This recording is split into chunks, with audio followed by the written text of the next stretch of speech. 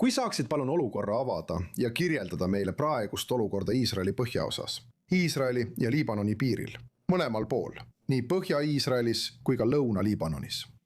Olgu, nii et Iisraeli kaitsevägi on paigutatud või üritab kehtestada kontrolli mööda seda, mida me nimetame kollaseks jooneks. Tegelikult joont ei ole. Aga see on mõnikord 1 kilomeetri, mõnikord 12 kilomeetri kaugusel piirist, luues taas turvavööndi. Ja seal on umbes 50 šiitlikku moslemi linna, mida Iisraeli kaitsevägi praegu hävitab, kuna nendes linnades ja nende all on Hezbollah kohalolek. See tähendab, et iga päev toimub kokkupuuted, lahingud ja kokkupõrked poolte vahel. Samas on Hezbollah peamine oht FPV-s droonid, mis on väikesed droonid, mida mõnikord lastakse välja kaugemalt, isegi mitte kollase joone sees. Ja neid on raske jälitada, mistõttu on neid ka raske tõrjuda. Need on väga väikesed, need suudavad kanda vaid väikest kogust lõhkeainet. Ja need ründavad sõdureid kas Liibanonis või ka Iisraelis piiri lähedal. Seetõttu põhjustavad katsetused nende kinnipüüdmiseks häireid ja nii on meil iga päev põhjaosas erinevates kogukondades sireenid. Ja mõnikord, nagu eelmisel reedel, tulistas Hezbollah tahtlikult rakette Iisraeli kogukondade suunas. See oli reedel ainult Aarias ja Kirjatis. Nii et see on justkui normaalne elu juurde naasmine, aga tegelikult on sõjahääled seal, kus me elame, pidevad. Kas sa märkad muutust Hezbollah taktikas võrreldes eelmise 2024 aasta lahinguvooruga? Jah, see on täiesti erinev, sest 2024 aastal oli iga Hezbollah raketivalang umbes 20 või 30 raketti, mõnikord isegi rohkem. See ei ole praeguses kampaanias juhtunud ja kindlasti ei juhtu ka väidetava relvarahu ajal. Ma olen sinuga nõus, relvarahu ei ole.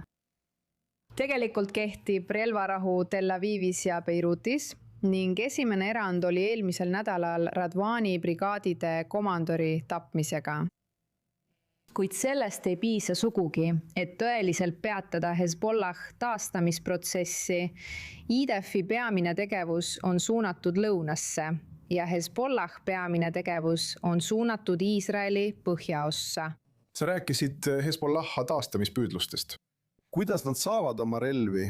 See on teine kord, kui toimub intensiivne võitlus, kuigi nüüd on see veidi piiratum kui märtsis ja aprilli alguses. Aga neil on endiselt raketid, mida nad on välja lasknud. Neil on endiselt droonid, neil on need FPV droonid. Kas need kõik on ise tehtud või smugeldatakse neid Liibanoni sisse? Nii palju, kui me FPV droonide kohta teame, siis tõenäoliselt need imporditakse, kuid neil võib tekkida võimekus neid ka Liibanonis kokku panna. Teisi võib samuti kokku panna. Me teame,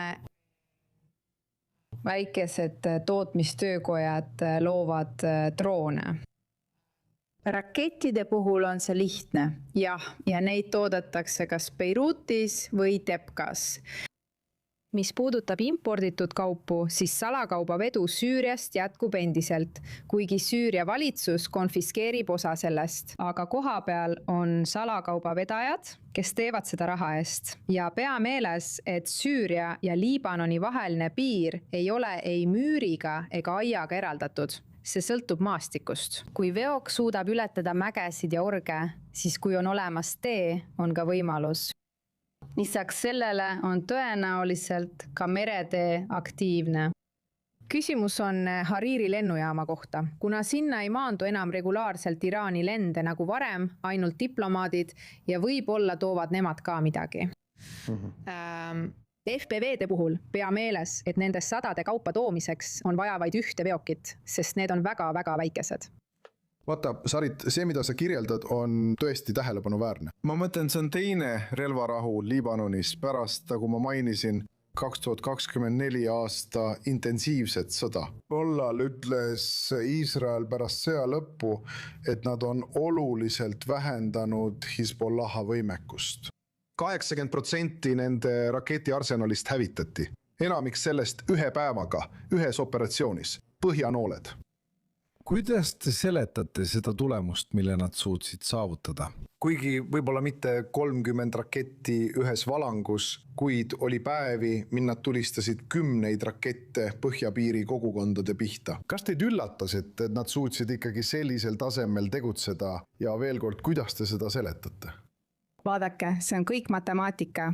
Kui vaadata numbreid, siis enne 2023 aastat oli Hezbollahal 75 000 raketti. Ma räägin praegu ainult rakettidest, eks ole. Siia ei kuulu miinipildujad ega droonid või mehitamata õhusõidukid.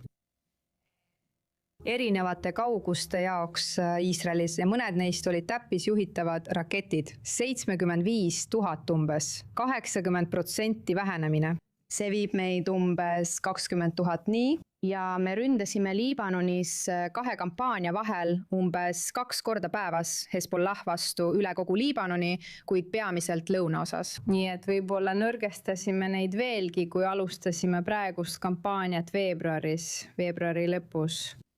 Nii et neil on endiselt tuhandeid rakette ja see on olukord, mida te täna näete. Siiski ei ole Hezbollah võimeline alustama sissetungi nagu Hamas Iisraeli kogukondade vastu. Iisraeli kaitsevägi on seal puhvrina Iisraeli tsiviilisikute ja Hezbollah vahel.